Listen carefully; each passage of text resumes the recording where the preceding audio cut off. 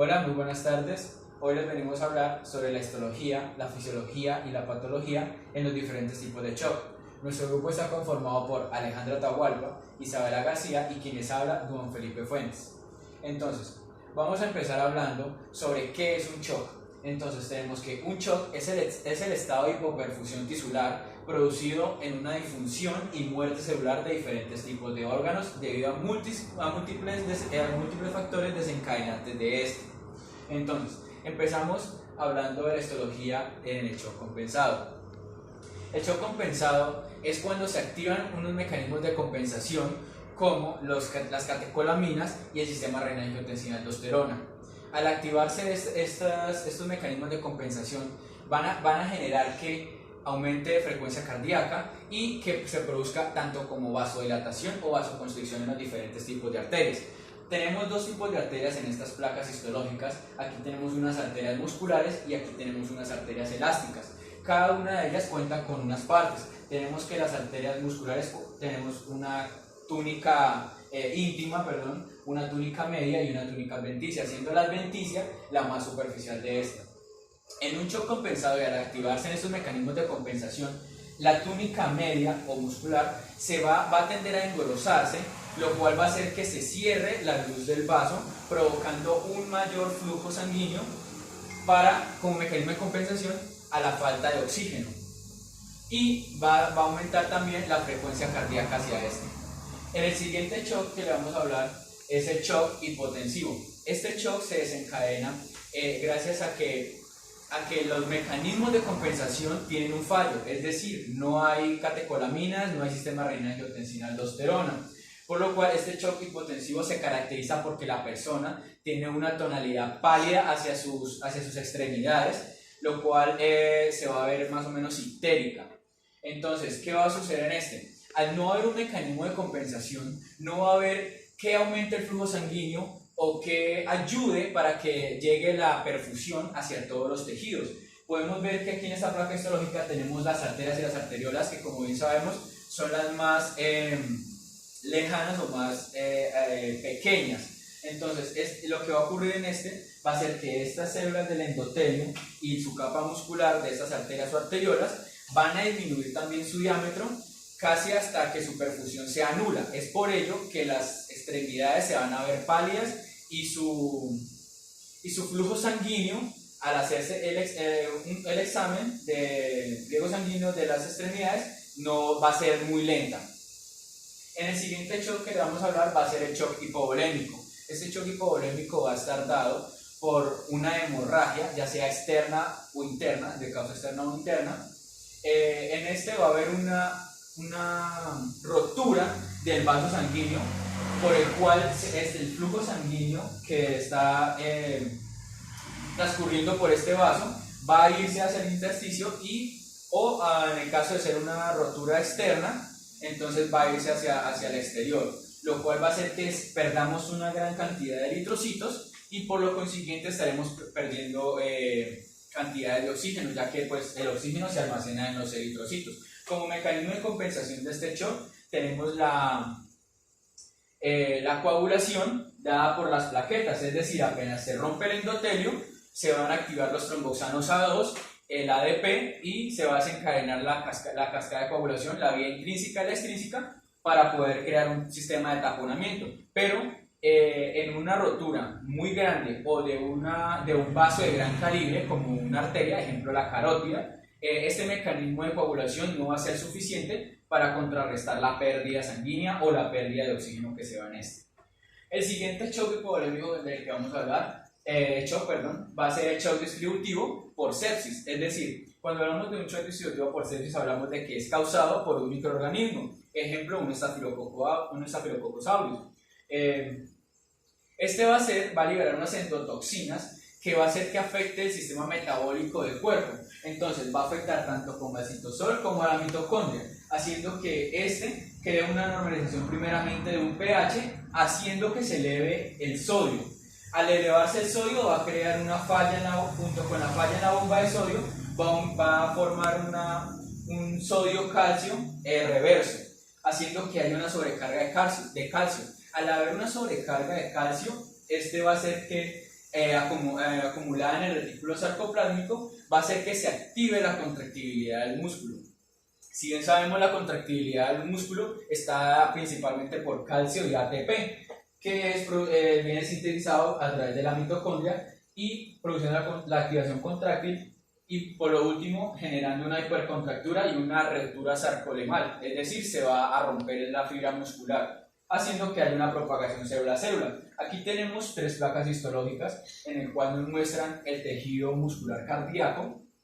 Aquí tenemos un tejido muscular cardíaco sano, es decir, no ha sufrido ningún shock ni ha sufrido ninguna hipoperfusión. Podemos ver que sus células están muy bien distribuidas y alcanzamos a ver algunos discos intercalares. En esta placa histológica podemos ver un tejido cardíaco que ha sufrido hipoperfusión, es decir, podemos ver un tejido necrosado, donde vemos que la diferencia con este es muchísima, viendo que las fibras musculares están mucho más delgadas que las fibras normales y mucho más de color morado. Aquí podemos ver una parte de necrosis, y en esta también sería una micrografía del músculo cardíaco, también necrosado.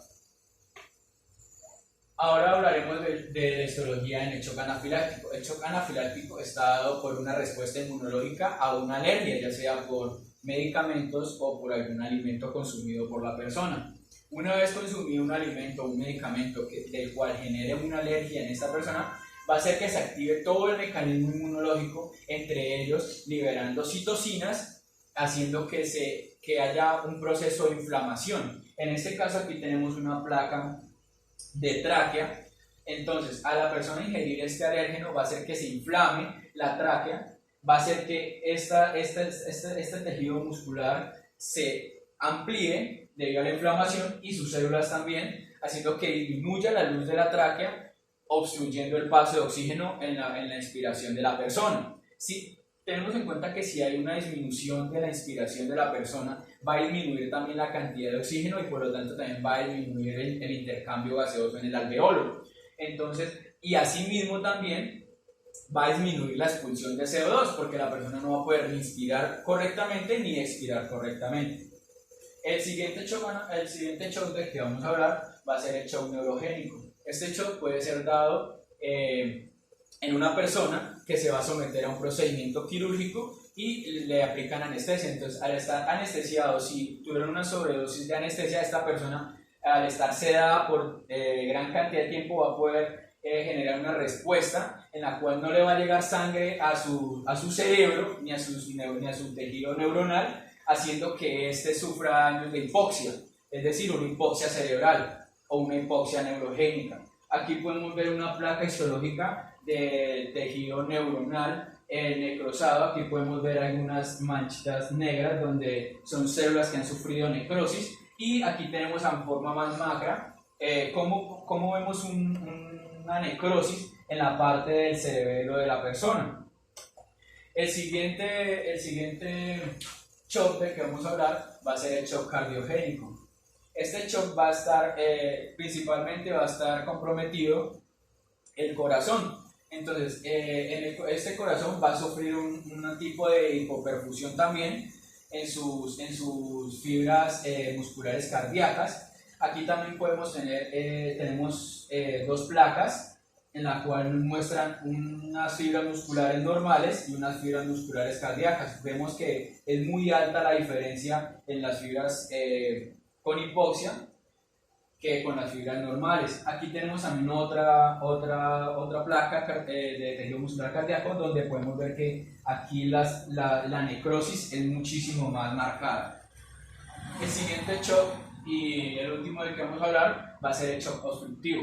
Este shock está dado por como su nombre bien lo dice, una obstrucción por diferentes mecanismos. Puede ser una obstrucción por un objeto extraño, o puede ser por una obstrucción tanto lipídica como una aterosclerosis, o puede ser una obstrucción hematológica, es decir, por un coágulo.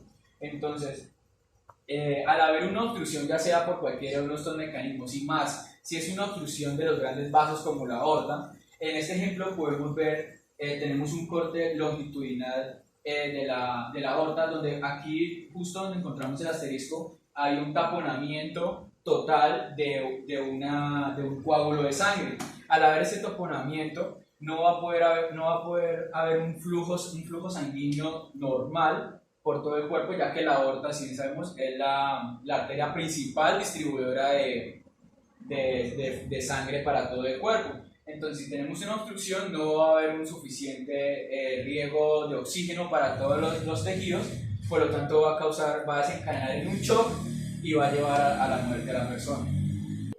Bueno, en cuanto a patología, tenemos que las causas de los diferentes tipos de shock podrían ser el volumen sanguíneo disminuido o la alteración de la capacidad de transporte de oxígeno.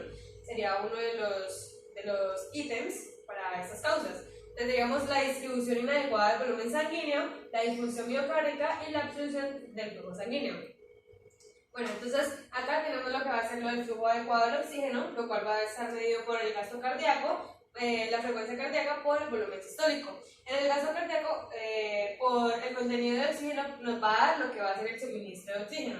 En el volumen sistólico se va a dividir en tres secciones, que va a ser la precarga, la poscarga y la contractibilidad. La precarga es el volumen de la sangre antes de la contracción. Esto va a depender de lo que va a ser el retorno venoso, el volumen sanguíneo total y la función de la aurícula. En la poscarga tenemos que son las fuerzas que se van a oponer al vaciamiento. Esto va a depender de lo que es de la tensión de la pared y en la RVP. En la contractibilidad pues va a depender de lo que va a ser la integridad de la fibra, la disponibilidad de calcio y la sensibilidad de proteínas.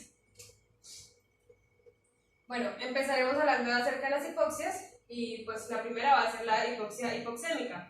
Esto pues va a ser lo que es la reducción del contenido arterial de oxígeno, también va a hacer que la presión arterial de oxígeno inadecuada va a poder causar una obstrucción de la vía aérea o el desequilibrio de la ventilación-perfusión, que va a ser un shunt intracardíaco. La hipoxia anémica pues es la incapacidad de transportar ese oxígeno. La capacidad de transporte de oxígeno se reduce en el caso de ciertas drogas o productos químicos que se combinen con la hemoglobina contenida en los glóbulos rojos. Algunas de sus causas son intoxicación por nitritos, intoxicación por monóxido de carbono, pérdida de sangre, que son las hemorragias o cuando se dona sangre, y lo del tabaquismo. La hipoxia isquémica pues se debe a la cantidad de sangre que atraviesa los tejidos por una unidad de tiempo y pues esto va a ser inferior a lo que es la normal. Entonces va a hacer que los tejidos no reciban esa cantidad de sangre de oxígeno suficiente y pues a pesar de que los valores son normales, el oxígeno pues no va a estar como tal normal arterialmente. Esto va a ser debido a una alteración de la fase de transporte de respiración. Consiste en la reducción del flujo de sangre a través de un sector del organismo en su totalidad y pues es una condición que puede deberse a un fallo en la capacidad de la bomba cardíaca o condiciones de flujo local. La hipoxia citotóxica se debe a una alteración de la fase de la utilización de la respiración, se produce por acción de distintas sustancias sobre el metabolismo celular y pues va a consistir en la incapacidad de las células para utilizar el oxígeno de forma adecuada. Algunas de sus causas pueden ser intoxicación etílica, intoxicación por drogas, intoxicación por monóxido de carbono y pues por algunos cianatos.